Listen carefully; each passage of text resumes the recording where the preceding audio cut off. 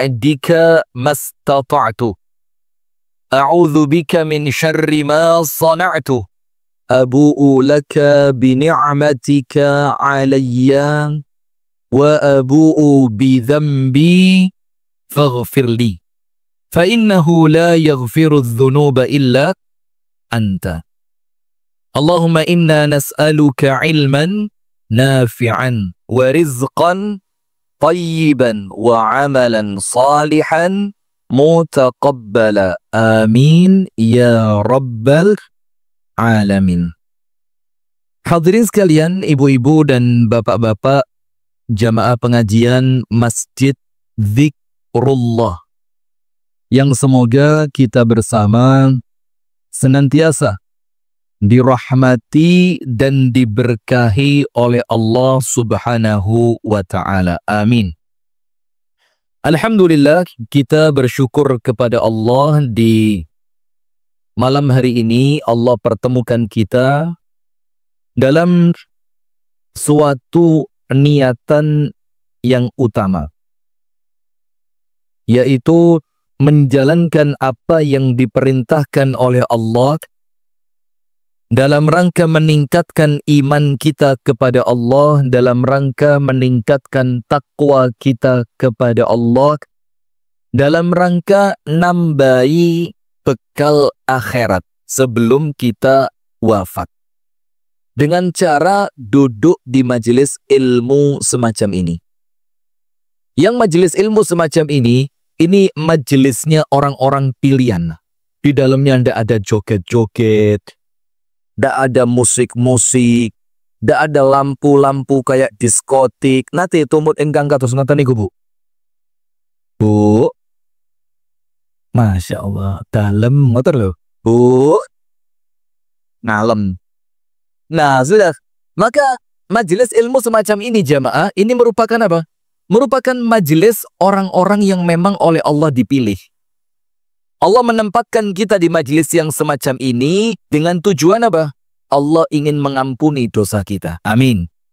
Allah ingin menerima semua doa-doa kita. Allah ingin menjadikan kita selamat dari api neraka.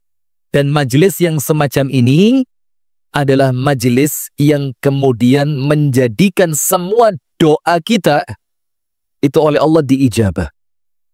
Ada satu hadis yang panjang sekali, saya rangkum saja.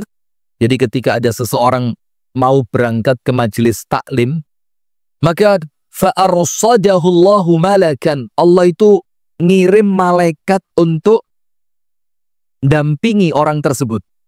Maka saya mulai kasembor itu didampingi malaikat Anto. Masya Allah, didampingi malaikat. Kemudian malaikat itu mengatakan, halummu ila hajatikum. Ayo mas, dang cepet mas. Maka tadi nyetirnya rotok mata ini. Ada nyikat sepeda motor barang ya di Simpang Lima Gomul tadi ya. Sudah, malaikatnya bilang, ayo cepet. Setelah kita sampai di majelis ilmu, kemudian malaikat itu ikut duduk bareng.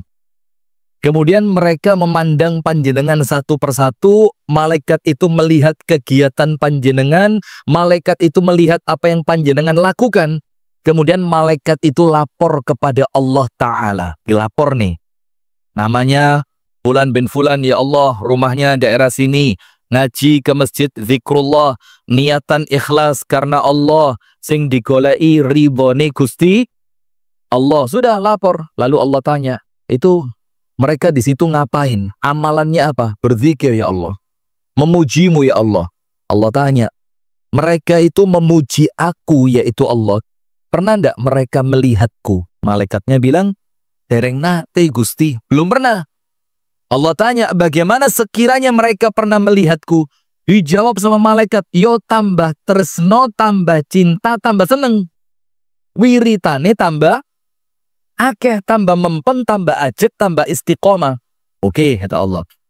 Terus mereka itu yang duduk di Masjid Zikrullah kepingin apa? Nikah lagi, Gus. Astagfirullah, mulai. Jangan dipancing-pancing. Kita ini mau ngaji kenceng, Pak. Lurus. Apa yang mereka inginkan? Mereka menginginkan masuk ke dalam surga. Allah tanya, loh, kok iso mereka itu kepingin surga? Apa tahu melbu surga? Dijawab oleh malaikat, belum pernah ya Allah. Loh, belum pernah sudah kepingin. Nggih. Bagaimana kalau mereka pernah melihat surga? Yo tambah mempeng ibadai. Alhamdulillah. Masya Allah, ini kurang kental titik. Matur suwun Mas. Saya taruh depan gambar pemain timnas yang non-Islam. Saya pasang belakang iklan minuman. Taruh sini aja. Ganjel geger rotok linu. Maka sudah, apa yang terjadi? Lalu ya sampai mana tadi? Kena pemain timnas ini bingung guys. Mereka minta surga. Allah tanya, pernah melihat surga? Belum pernah. Bagaimana kalau mereka pernah melihat surga? Tambah mempeng ibadai, tambah mempeng solate, tambah mempeng ngajine, posone, tahajute. Oke, kata Allah. Terus mereka yang duduk itu, mereka minta diselamatkan dari apa? Apa yang mereka takutkan? Dibilang oleh malaikat, mereka takut masuk neraka ya Allah. Allah tanya, kok mereka takut masuk neraka? Apakah mereka pernah melihat neraka? Bu, dalam. Bu, panjenengan nate ningalin neraka. Dereng. Panjenengan wedi mlebet neraka napa mboten? Lu dereng nate ningali kok pun wedi pripun? Mulai gerabak-gerabak. Nah, itu yang Allah tanya kepada malaikat. Belum pernah melihat neraka, kok sudah takut dengan neraka? Allah tanya, fakaifa law ra'auha? Fakaifa law ra'auha? Bagaimana kalau mereka pernah melihat neraka? Apa kata malaikat? Ya Allah, dereng nate ningali mawon pun ajrih. Ajrih itu apa? Takut. Apalagi mereka pernah melihat, wis tambah rawani rasan-rasan. Kira apa nggih? Niki wau sedinten rasan-rasan sampun ping pinten? Oh dereng, mangke nggih sak mantune isak nggih. Loh, lah kok ndingkluk ibunya? Nah, wis tambah mboten nate ngrasani, mboten nate ngapusi, mboten nate mblenjani, mboten nate ngakali, mboten wantun zalim. Setelah di akhir semua itu, Allah berfirman, wahai para malaikat, jadilah kalian saksi. Ishhadu. Apa yang harus disaksikan oleh para malaikat itu? Anni ghafartu lahum. Semua yang hadir, kata Allah, dosanya aku ampuni. Amin ya rabbal alamin. Satu malaikat gak terima, Gusti Allah. Niku enten setunggal ingkang rawuh niate mboten ngaji. Niate namung pengen foto kalian Ustadz Rifki. Oh wala. Gak niat ngaji. Mana orangnya?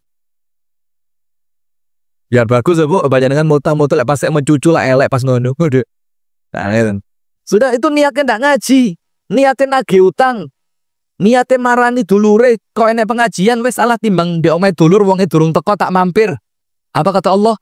Innahum qaumun la yashqa bihim jalisuhum. Semuanya diampuni. Mau niat ngaji, niat ngiyup, niat golek AC. Oh bukan AC ini ya, tapi kok dingin ya, Masya Allah. Bagus bangunannya di Barting. Wah ada asisten. Mereka niatnya ngadem, niatnya mampir, rest area, istirahat. Kok pas enek ngaji, alah timbang metu tak melu. Itu pun katut mendapatkan ampunan. Terus Allah mengatakan kepada para malaikat, malaikat catet tono sing teko-teko itu, sing rawuh-rawuh itu panjenengan cateti, panjenengan beri apa yang mereka minta, panjenengan selamatkan dari apa yang mereka takutkan. Maka di majelis ilmu semacam ini, insya Allah ampunan dosa dapat, melebet swarga angsal, selamat dari api neraka, insya Allah aman. Amin ya rabbal alamin. Maka hadirin sekalian, kalau ngaji semacam ini, yo ngaji tenanan. Ngaji apa? Ngaji tenanan. Jangan sampai kemudian niate ngaji, lah kok kemudian sing ditampilkan hiburan. Saya kemarin hari Kamis, malam Rebu, Kamis malam Rebu. Itu saya dari Malang mau buat kenapa? Kemis malam Jumat. Panjenengan mana tae Kemis malam Jumat dari pengajian di Malang mau pulang ke kota metropolitan Kasembon Raya. Saya mau pulang, gak usah guyang-guyu, santai mawon ya. Lek gak kula sing belani sinten malih sing belani Kasembon. Wong Kasembon niku Malang mawon coret kok. Malang niku coret. Kasembon niku Pak, listrike tumut Jombang. Tilpune tumut Kediri, pajeke tumut Malang. Lah bingung iki jane wong ndi iki. Nah, sudah mau pulang ke Kasembon lewat suatu daerah, kita lewat belakangnya UMM, Universitas Muhammadiyah Malang. Itu ada di masjid acara Maulid Nabi, kita lewat ba'dal Isya. Itu ceramahnya belum dimulai, masih panggung hiburan. Karena pas di depan masjid tadi rame, banyak orang jualan, akhirnya macet. Pas mobil kami berhenti, bukan mobil kami, pinjam mobilnya adik. Itu berhenti, itu pas di depan panggungnya. Lah kok pas perempuan sedang tampil. Memang pakai baju muslimah, pakai jilbab, tapi kemudian joget lagi. Berdamaian, berdamai. Loh, iki teh ngaji apa teh golek hiburan? Panjenengan di kersa ngoten niku, Bu. Nah, maka harus mulai selektif. Pripun, Pak? Mulai selektif. Panjenengan cek, iki niatku ngaji apa niat golek hiburan? Niate ngaji apa kepingin guyon? Niate ngaji apa kepingin golek liyane? Itu mulai panjenengan toto. Karena kalau tidak begitu, panjenengan akan terasa mulai ngaji tidak bertambah iman, tidak bertambah ilmu, tidak bertambah takwa, mek sekedar atine bunga mari entuk hiburan. Ngoten nggih? Jamaah sekalian dirahmati oleh Allah Subhanahu wa taala, di malam hari ini kita akan berbicara beberapa ayat Al-Qur'an dan beberapa hadis serta dalam sejarah Kanjeng Nabi Muhammad sallallahu alaihi wasallam tentang mahalnya hidayah. Mahalnya apa? Hidayah. Saya awali.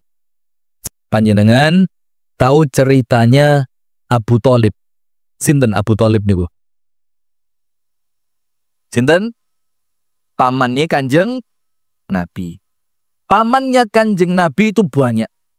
Yang nulungi Kanjeng Nabi tapi mati dan wafat dalam keadaan musyrik. Sinten?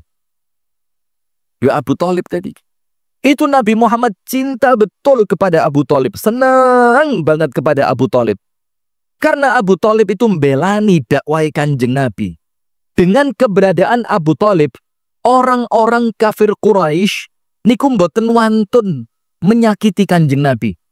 Dengan keberadaan Abu Thalib, dengan pembelaannya Abu Thalib, dengan kedekatannya Nabi Muhammad dengan Abu Thalib, itu dakwahnya Nabi Muhammad itu lebih mudah. Kene sing wani ganggu. Dalam keadaan perjuangannya luar biasa, kecintaannya kepada Nabi Muhammad luar biasa, dukungannya terhadap dakwahnya Nabi luar biasa. Apa yang terjadi? Ketika wafat, Muslim nopo kafir? Muslim nopo kafir? Muslim nopo kafir? Padahal dia punya anak sekelas Ali bin Abi Thalib. Dia punya mantu Fatimah. Beliau itu termasuk pamannya Kanjeng Nabi. Tapi ketika wafat, Nabi Muhammad datang menjelang wafatnya Abu Thalib tadi. Kemudian Nabi Muhammad mengatakan, Ya Am, Pak D, Qul La ilaha illallah. Pak D, panjenengan ucapkan La ilaha illallah. Kalimatan uhajjuka biha amamullah. Satu kalimat itu Pak D menjadikan saya saged belani panjenengan mangke ten ngajengi ngarsane Gusti Allah. Saya bisa belain Anda. Nanti di hadapan Allah ketika panjenengan mengucapkan La ilaha illallah, kalimat itu akan menjadikan saya membela panjenengan di hadapan Allah. Waktu itu Pak, Abu Thalib kekancan kalian sinten? Sinten? Oh, tiang adi luwe nggih boten lah. Ini Abu Thalib berteman kekancan, itulah pentingnya milih teman. Lek rencangi senengane son horeg ya katut son horeg. Koncone senengane karaoke katut karaoke. Koncone remen seneng demen dateng masjid panjenengan nggih katut. Maka waktu itu Abu Thalib menjelang wafat, apa yang terjadi?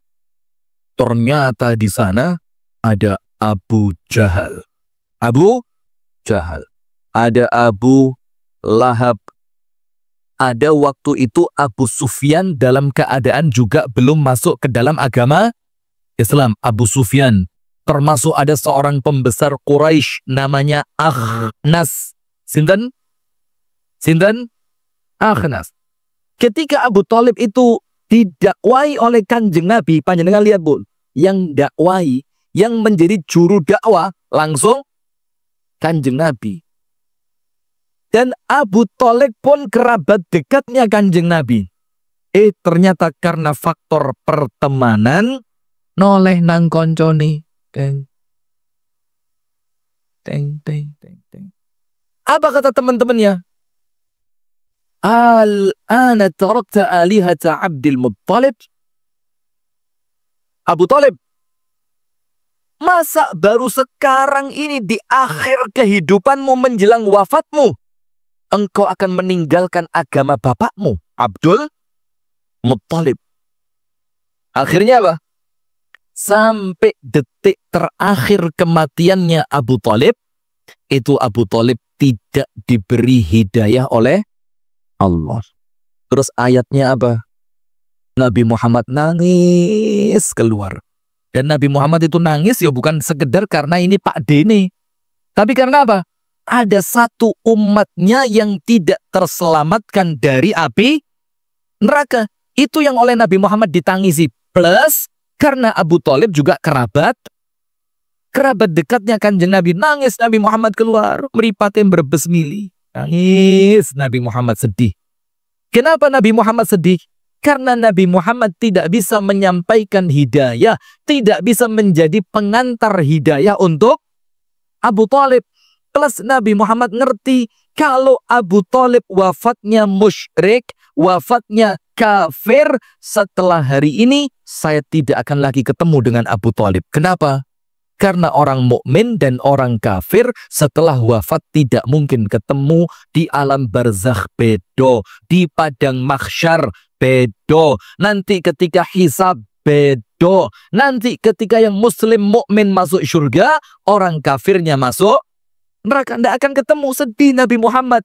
Dalam keadaan Abu Thalib salah satu orang yang paling dicintai. Apa yang terjadi?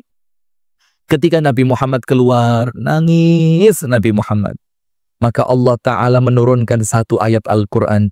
Innaka la tahdi man ahbabta walakinnallaha yahdi man yasha.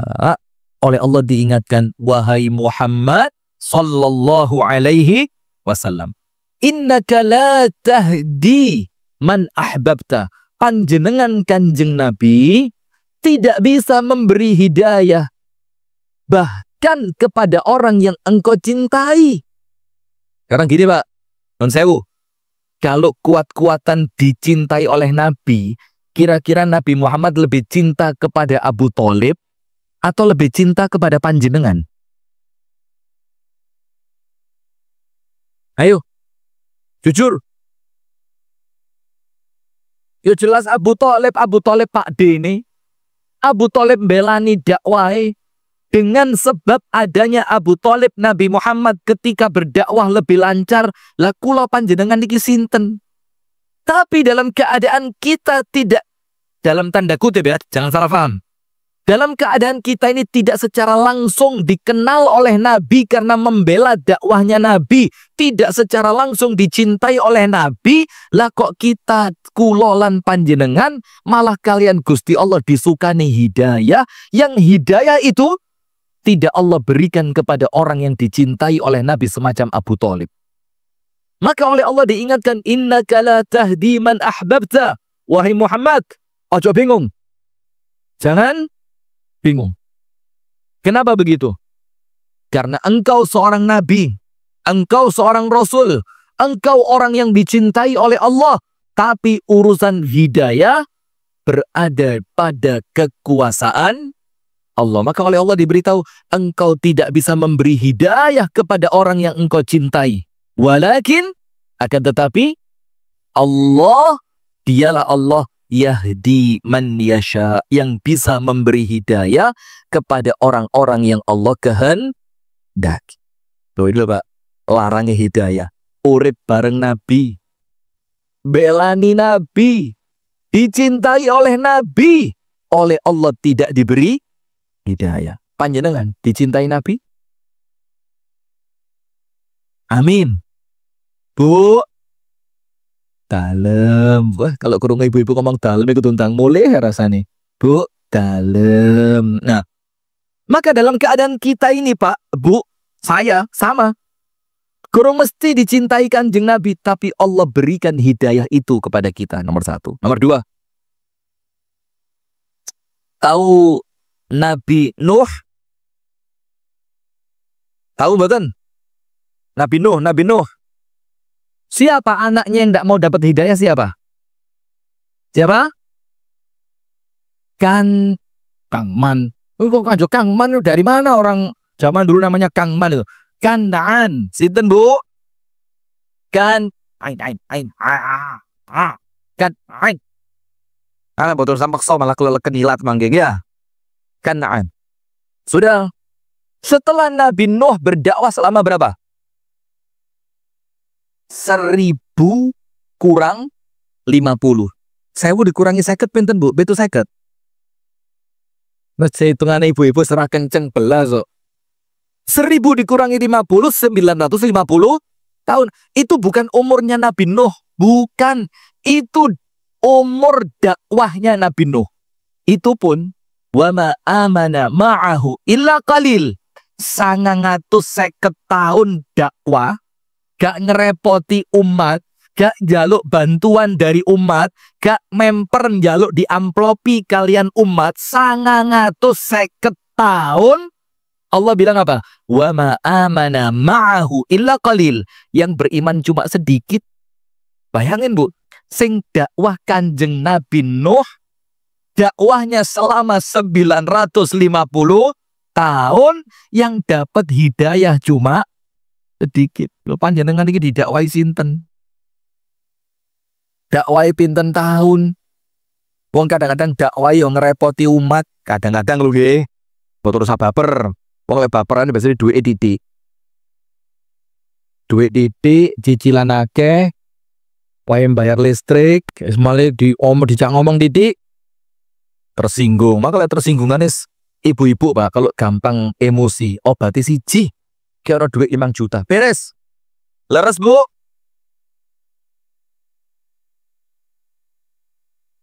Lah kok nggih? Masya Allah. Sudah. Nabi Nuh, oleh Allah dikatakan wa ma amana ma'ahu illa qalil.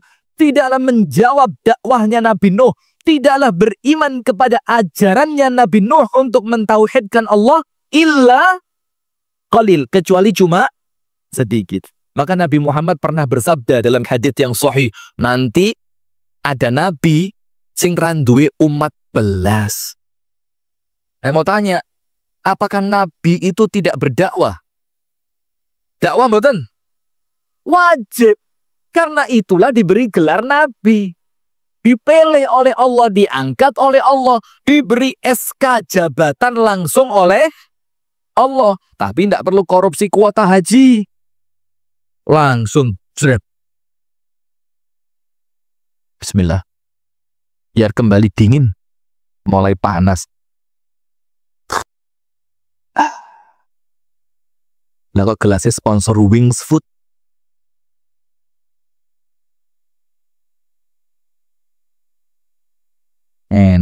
Serius. Lembet cek atas ngeten iki saene nggih gelasnya kedai enten merke Masjid Dzikrullah. Lah kok Wings Food? Enten male Pak lintune Pak, imam masjid besar. Ngimami salat beduk sarunge merke Cet. Angku. Ya Allah, lagi masjidnya apik, masjidnya megah, AC-nya adem. Lah kok imame entuk hadiah sarung saking pabrik Cet. Allah. Sudah, lanjut. Maka Nabi Muhammad mengatakan, kelak akan panjenengan temui di hari kiamat, Nabiyun wa laisa ma'ahu ahadun. Nabi tidak punya umat satu pun, siji rene sing melu. Ada lagi datang Nabi, umatnya cuma beberapa itu hitungan jari. Ada sing telu, ada sing limo, ada sing pitu, ada mek songo, ada sing 10. Dan sampai terakhir umat terbesar umat sinten? Nabi Musa dulu. Nabi Musa banyak. Nabi Muhammad mengira, saya kira itu umatku. Karena jumlahnya begitu besar. Dikatakan oleh malaikat, Kanjeng Nabi Muhammad, sanes niku umati Nabi Musa. Tak lama setelah itu muncul berlipat-lipat besarnya. Kewedi wakeh top kruyuan. Dan Muhammad, itulah umatmu. Dan sebagian besar dari mereka Allah akan masukkan ke dalam surga. Masya Allah. Itulah ayat Quran. Wala sawfa yu'tika rabbuka fatardon. Allah akan memberikan kepadamu sebuah pemberian. Yang dengan pemberian itu hatimu akan senang. Apa itu? Nabi Muhammad kalian Gusti Allah ditawani. Lepan jenengan nggih boten main perblas. Kula nggih sami. Ditawani, Muhammad pilih mana? Engkau memilih separuh umatmu mlebu surga, separuh ini berarti mlebet pundi? Gini loh Bu, kalau separuh itu gini, separuh surga, separuh neraka. Lha panjenengan boten usah baper, santai mawon ya. Nilai contoh separuh ngoten lho ya. Wis diwalik nggih pun diwalik, ya wis. Separuh umatmu masuk neraka, separuh nih mlebu surga. Boten niki guyon mawon, boten usah bingung ya. Sudah insyaallah semuanya masuk surga. Amin. Tanpa hisab, tanpa adab. Amin ya rabbal alamin. Ditawani ya Muhammad, nisfu ummatik, separuh umatmu surga. Tapi konsekuensinya apa? Berarti separuh yang lain neraka. Apa kata Nabi Muhammad? Moh, boten kersa Gusti. Lah panjenengan milih napa? Kula milih syafaat. Milih napa? Syafaat. Berarti dikatakan oleh para ulama ahlu sunnati wal jamaah, syafaat itu lebih besar dibandingkan separuh umat. Nah setelah umatnya Nabi Muhammad datang, itulah ternyata umat yang paling besar. Alhamdulillah. Nah, maka dalam cerita Nabi Nuh tadi, jangankan umatnya, ada dia punya anak namine Kan'an. Ketika itu, oleh Allah Subhanahu wa Ta'ala, Nabi Nuh diperintahkan membuat apa? Perahu. Sanes getek lho nggih. Perahu. Bikin perahu. Setiap orang yang lewat mesti ngenyek. Ngopo ndek pasir kok gawe perahu? Wong gon renek laut kok gawe? Itu loh, Pak. Orang itu lek mbudeki gampang sukses. Pripun? Mbudeki. Napa mbudeki niku? Ora usah digape. Omongane wong niku ora usah di gape, nglarani ati. Opo? Bojone rene kok isu-isu metu kramas, mari lapo. Alah. Mboten usah digape, Bu nggih. Nglarani ati. Sudah. Ada cerita ini. Cerita seorang laki-laki bangun omah, Bu. Niku dibangun Dewemple. Dewemple niku napa? Dijeni. Maka setiap orang yang lewat bilang apa? Walah, ra mungkin dadi gawe omah kok ngijeni, renek kancane, renek sing ngewangi. Ini yang bangun rumah bilang, sip. Lewat lagi orang kedua. Alah, sampai kiamate teko omahmu ra mungkin beres. Sip. Lewat, setiap orang yang lewat tadi meremehkan, gembosi semangatnya. Singkat cerita, apa yang terjadi? Itu rumah betul-betul jadi. Ini orang-orang yang awalnya ngenyek, gembosi, kemudian menjatuhkan semangat segala macam, kaget. Loh, kok dadi omai? Didatengilah yang punya rumah itu. Loh, kok sakit, Thomas? Ternyata orangnya apa? Tuli. Sehingga ketika orang pertama lewat, ra mungkin dadi, gawe omah kok ngijeni. Dikira dia, ayo mas, semangat mas, ndang dadi. Maka dibilang, sip. Orang kedua lewat, walah kiamate teko, omahmu ra bakal dadi. Dibilang, dikira dia apa? Ayo mas, tak dukung mas, buat tak wangi. Sip. Itu gara-gara apa? Coba setiap orang yang ngomong panjenengan rungok nih, panjenengan gape, ra beres-beres gawe ngene. Ngopo gawe masjid kok lantai 2 sing tuwek lo ra kuat munggah. Ora dadi masjid zikrullah ya. Apa masjid kok kadoan ketokku bayang apik mening-mening emas menjero lah kok cilik. Alah malah ra dadi. Wes biarkan anjing. Gak enak ya istilahnya ya. Wes biarkan mereka. Ya podo ae lo biarkan mereka menggonggong, berarti panjenengan menganggap mereka apa? Bae malah medeni. Nah, kalau pepatahnya biarkan anjing menggonggong, kafilah tetap. Dan biasanya yang komen-komen itu, Pak, gak duwe kerjaan. Coba mereka punya kerjaan, coba mereka sibuk, gak sempet komen. Gitu apa nggih? Nah, sudah. Maka Nabi Nuh tadi oleh Allah diperintah bikin perahu. Ada orang lewat. Junna Nuh mulai rajangkep, rene udan, ojo laut, kali rene, lah kok gawe perahu. Terus lewat, sampai di suatu hari Nabi Nuh mengatakan, ayo dan numpak perahu sing beriman naik perahu. Kenapa? Sebentar lagi akan datang banjir. Anaknya dipanggil. Sampai dalam Al-Quran dikatakan, ya bunayyarkam ma'ana. Nak, ayo nak, numpak perahu tak barengi. Barengo aku nak. Ini panggilan seorang bapak kepada siapa? Anaknya. Dan ini bukan sekedar panggilan keselamatan, panjenengan cek tafsirnya. Kita lanjutkan sampai tip komat. Maka putranya Nabi Nuh tadi disebutkan dalam kitab-kitab tafsir, panjenengan buka. Itu bukan sekedar panggilan menyelamatkan dunia, tapi panggilan untuk nyelamatke akhirat. Maka ketika Nabi Nuh mengatakan, ya bunayyarkam ma'ana, nak, ringiyo nak, ayo melu nak, numpao nang perahu iki nak. Itu panggilan bukan sekedar panggilan menyelamatkan anaknya dari banjir. Tapi itu panggilan nak rinio imano marang Gusti Allah. Diajak beriman. Karena tidak mungkin yang tidak beriman akan naik ke dalam perahunya Nabi Nuh. Apa jawaban anaknya? Sa'awi ila jabali ya'simuni minal ma'. Boten Pak, kula boten kersa. Saya akan masuk, saya akan menyelamatkan diri untuk supaya saya selamat dari banjir besar ini. Sa'awi ila jabalin, ke puncak gunung. Ya'simuni minal ma', yang gunung itu akan menyelamatkan saya dari banjir. Tapi sayangnya banjir itu bukan banjir alami, tapi itu banjir azab dari Allah. Kalau banjir alami, nun sewu lho nggih, bisa jadi memang gunung itu menyelamatkan. Nggih napa nggih? Tapi ketika banjir ini untuk seleksi, kalau bahasa Inggrisnya itu ngayak.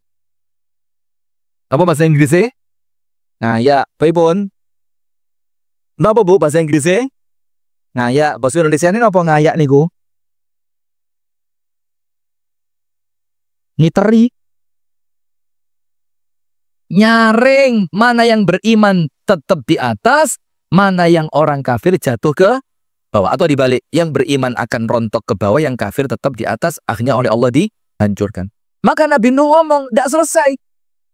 Wahai anakku, la asimal yawma min amrillah.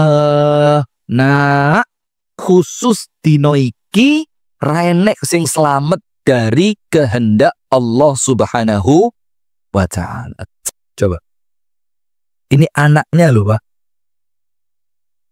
Saya pernah dengar cerita, bukan anak. Orang tuanya. Begini, Pak. Saya punya teman yang pernah ditinggal mati anaknya dan ditinggal wafat orang tuanya. Ada. Jadi sakwong, satu anak teman saya ini, anaknya wafat, orang tuanya juga wafat. Dia bilang apa? Oh alah, Ustaz, kata dia, entengan ditinggal wong tua timbang ditinggal anak mati. Karena ditinggal orang tua itu kita insya Allah sudah bak. Ya normalnya orang manusia hidup kan berganti. Ngoten ya? Tapi kalau anak ini yang masih kita harapkan dia bakal panjang umur, dia bakal sehat, dia bakal menjadi sedekah jariyah untuk kedua orang tuanya. Sudah. Dan beliau ngomong seperti itu karena waktu itu anak saya wafat umur 8 tahun. Ninggal pas saya tidak di rumah. Ya Allah, kalut sudah. Apa yang terjadi? Maka ketika Nabi Nuh itu manggil anaknya, ini panggilan, ayo nak, selamat toh nak. Saya antarkan hidayah Allah kepadamu. Kalau sampai anaknya tidak mau, itu lorwatine nemen, sedihnya juga nemen. Maka Nabi Nuh itu dengan penuh konsentrasi, ayo nak, ayo. Anaknya tidak mau. Anaknya bilang, sa'awi ila jabalin ya'simuni minal ma'. Wes pak, aku tak munggah gunung ay. Karena ini bukan sekedar panggilan keselamatan, tapi panggilan untuk dapat hidayah. Penutup.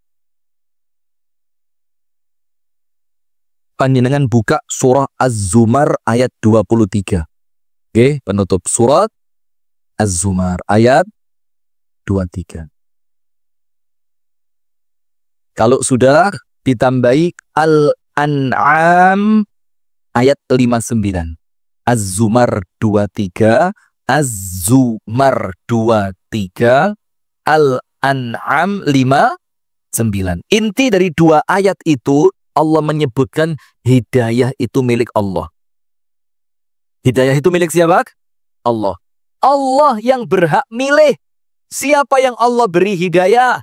Siapa yang Allah jauhkan dari hidayah? Siapa yang akan selamat dengan iman dan Islamnya? Siapa yang akan celaka dengan menolaknya dia terhadap hidayah Allah? Itu dalam Az-Zumar 23 dan Al-An'am 59. Allah jelaskan hak prerogatifnya Allah, tidak ada campur tangan dari manusia. Nah maka penutupnya begini. Jamaah yang dirahmati oleh Allah, hidayah itu perlu dijogo. Perlu apa? Dijaga. Eman. Banyak orang-orang sepanjang hidupnya iman lan Islam. Iman lan Islam.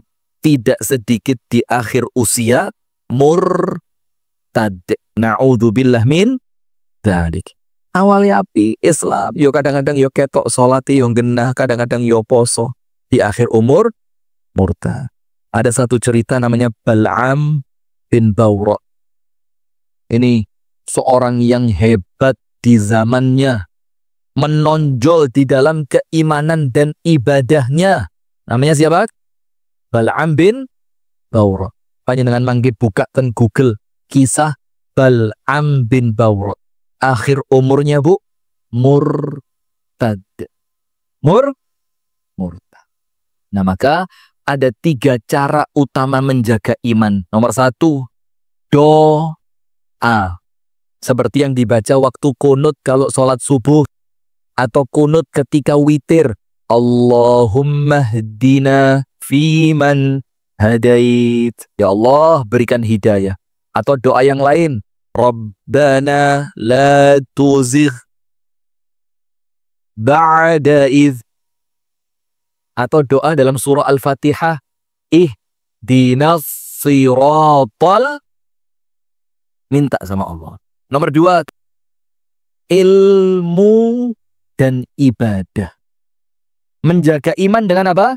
Ilmu dan ibadah. Majelis seperti ini Pak, niki majelis namine majelis nyelametke iman. Betul-betul ngaji, moco ayat, moco hadis, cerita Kanjeng Nabi. Ini majelis menyelamatkan iman. Dan terakhir yang ketiga, komunitas. Komunitas niku Bu, namine lek basa ngadiluwihe circle. Circle kedak sana circle. Lah circle. Nah, krendo beda mana ini? Circle itu pertemanan, faktor kekancan. Maka dalam bahasa Arab dibilang apa? As-sahibur, sahib, konco ngono nare. Baik jamaah sekalian, itu dapat kami sampaikan. Karena ini kan masjid di pinggir jalan ya, sehingga banyak musafir yang mau sholat. Kalau nanti ceramai kedawan, zian musafir-musafir itu. Barakallahu fikum. Kami tutup dengan doa kafaratul majlis. Subhanakallahumma wa bihamdika asyhadu an la ilaha illa anta astaghfiruka wa atubu ilaik. Kurang lebihnya saya mohon maaf. Assalamualaikum warahmatullahi wabarakatuh.